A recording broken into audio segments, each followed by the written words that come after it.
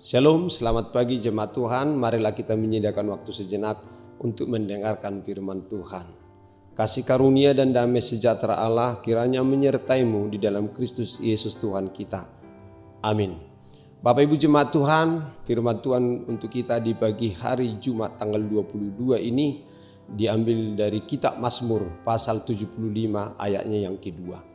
Kami bersyukur kepadamu ya Allah. Kami bersyukur dan orang-orang yang menyerukan namamu menceritakan perbuatan-perbuatanmu yang ajaib. Saudara jemaat Tuhan terkasih, firman Tuhan berkata, Aku akan memberkati orang-orang yang memberkati engkau dan mengutuk orang yang mengutuk engkau. Inilah janji Tuhan kepada Abraham sebagaimana kita baca dalam Kejadian 12 ayat 3. Tuhan berjanji kepada orang-orang percaya dan yang dikasihinya. Wajah Tuhan menentang orang-orang yang berbuat jahat untuk melenyapkan ingatan mereka dari muka bumi. Apabila orang-orang benar itu berseru-seru, maka Tuhan mendengarkan dan melepaskan mereka dari segala kesesakannya.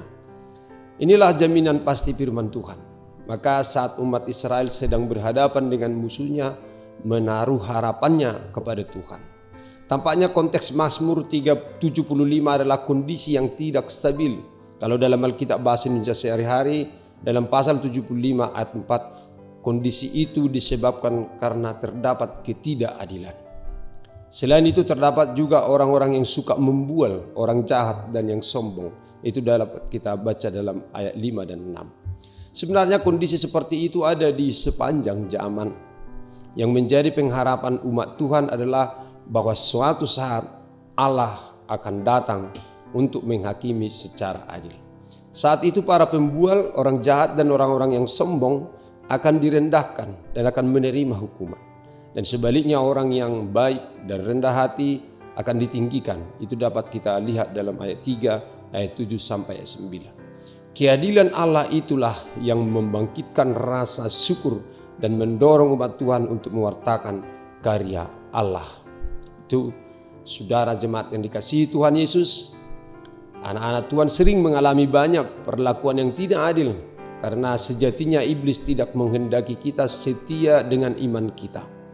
Saat seperti inilah kita semakin mengandalkan iman percaya kita, sehingga apabila kita sedang memikul beban yang terlalu berat karena ada orang yang berlaku jahat, menipu, memfitnah, menjatuhkan dan membuat kita mengalami berbagai kesulitan dalam hidup kita.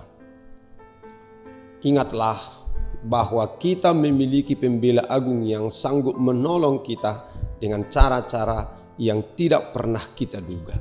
Saat itulah kita akan bersyukur kepada Allah yang tidak pernah membiarkan kita sendiri. Kita tidak berhenti menceritakan perbuatan Tuhan yang ajaib. Amin. Mari kita berdoa.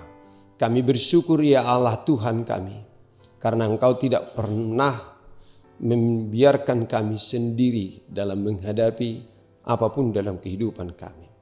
Umat-Mu yang Engkau kasihi akan Engkau tolong, Engkau bantu dan Engkau topang. Dan Engkau menjadi musuh bagi musuh umat-Mu.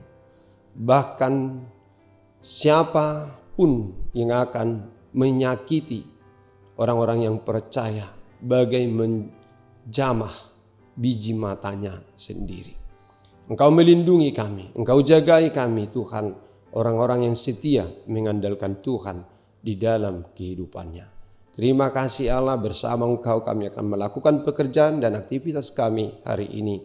Dan oleh karena kasih setia Tuhan, kami akan melakukan apapun pekerjaan kami hari ini. Di dalam Yesus Kristus Tuhan Juru Selamat kami yang hidup. Amin. Anugerah Tuhan kita Yesus Kristus, kasih setia Allah Bapa dan persekutuan Roh Kudus kiranya menyertai kamu sekalian. Selamat pagi Bapak Ibu, selamat melanjutkan aktivitas kita. Tuhan Yesus memberkati. Horas.